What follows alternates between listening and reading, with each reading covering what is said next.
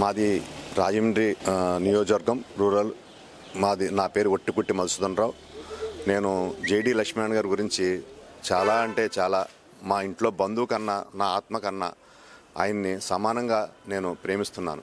కానీ అలాంటి వ్యక్తులు మనం ఈరోజు రాజకీయాల్లోకి రాకపోతే, ఆ రోజు గాంధీ గారు ఏమీ భారతదేశానికి ఆయన స్వతంత్రం తీసుకురాని ఆయన ఒక్కరే పోరాడి, ఆయన ఒక్కడి వల్ల అయిందంటే జనం అంతా కలిస్తేనే అయ్యింది. ఎంతోమంది తిరిగి ఎంతోమంది ప్రాణత్యాగాలు చేస్తే స్వతంత్రం వచ్చింది. మీ ఒక్కరి వల్ల ఏమవుద్దంటే ఆయన వల్ల ఒకరి వల్ల అయ్యిందా? అంబేద్కర్ వారి వల్ల ఒక్కరి వల్ల అయ్యిందా? అలాగే మన స్వామి వివేకానంద వారు చెప్పారు, ఈ దేశానికి మళ్ళీ యువతతోటే మంచి ఏర్పడుతుంది, దుర్మార్గాలకు పోయి మంచి వస్తాయి. అలాంటి యువత కోసం పోరాడుతున్నారు ఈ జేడి లక్ష్మణ్ గారు.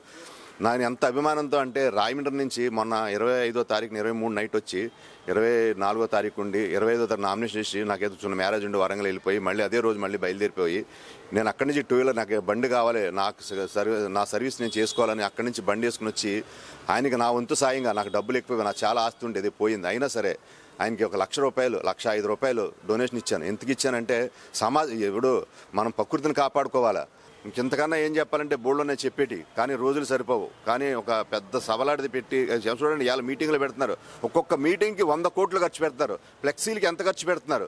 అసలు ప్రజలకు ఏమాత్రం ఈ డబ్బు ఎవరిది? ఇది గవర్నమెంట్ డబ్బు. ఇది ఫ్లెక్సీలకి రోజున మొన్న 800 కోట్లు, 800 కోట్లు ఖర్చు పెట్టారట. మీటింగులకి ఎంత ఖర్చు పెడతారు? అంతా కూడా ప్రజాదానమే కదండి, అర్థం చేసుకోండి. ఇందులో ఎక్కువగా డబ్బున్నవాడు 100కి పూర్వకాలంలో 20-30 మంది ఉండేవారు. ఈ రోజున ఎంతమంది ఉన్నారంటే, డబ్బున్న వాళ్ళు 80 మందిగా దేరు. కానీ ఇక 20 మంది వాళ్ళే పాపం నష్టపోతున్నారు, వాళ్ళ కోసం పోరాడుతున్నారు. ఈయన మన అభివృద్ధి అంటే ఎట్లా ఉండాలంటే, తల్లిదండ్రులు పిల్లల్ని చదివిస్తుంటే వాళ్ళు ఈ రోజున వైజాగ్ సిటీలో గంజాయికి దీనికి అలవాటు పడిపోయి, ఆ తల్లిదండ్రులు మేము తిరుగుతుంటే నేను సార్ కూడా ఉంటున్నా, ఆయన ఎంత గౌరవంగా మాట్లాడతారంటే, వాళ్ళతో వెళ్ళిపోయిన తర్వాత నేను చెప్తున్నా ఏమనంటే, అమ్మ మీ ఇంట్లో మీ పెళ్ళి అయితే ఎట్లా సంబరం చేసుకుంటారో అలాగే మీరు మీ బంధువులకి మీ మిత్రులకి అందరికీ చెప్పండి. చెప్తే సమాజంలో మార్పు వస్తే. అసెంబ్లీలో ఇవాళ దేని గురించి మాట్లాడుతున్నారు? అనవసరమైన మాటలు మాట్లాడుతున్నారు, ఉపయోగకరమైన మాటలు మాట్లాడతల్లా.